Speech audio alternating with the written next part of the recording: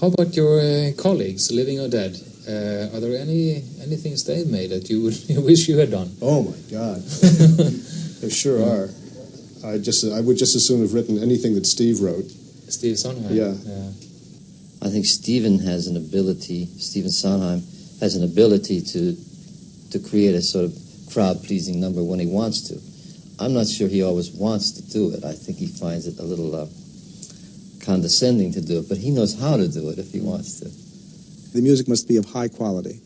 And Stephen Sondheim occasionally reaches that with his kind of work. He's a richer composer. I don't particularly follow him in terms of what his attitudes are toward. There's so much cynicism in his work. But as a composer, he's quite a first-rate writer. He brings quality to the work. Should you hum the melody when you walk out in the end?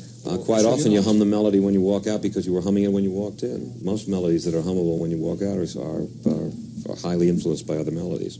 At what stage? They're expected. They're cliches of what you hum on the way out. But at what stage are you yourself aware of this becoming what you might call a hit? A hit song? Hit song, yeah.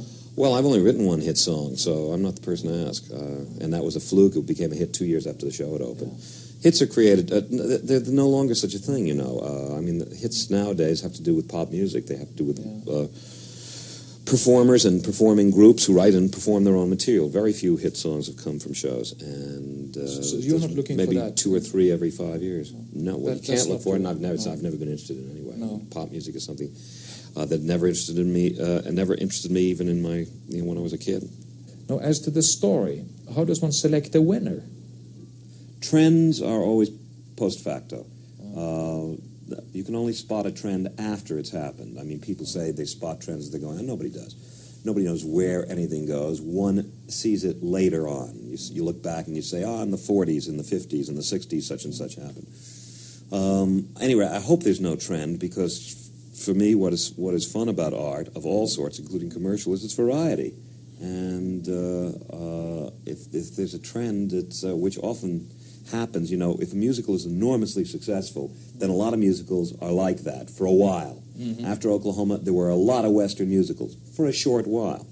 Then it stops. So it's all right. There'll be some other now that Annie is such a big success, there'll be some other cartoon musicals, and that will stop for a while. So you feel that somebody is trying to ride on somebody else's success? Yes, but that always happens in every commercial art form, and so you're going to have that immediate kind of imitation. But in fact, there's no way to.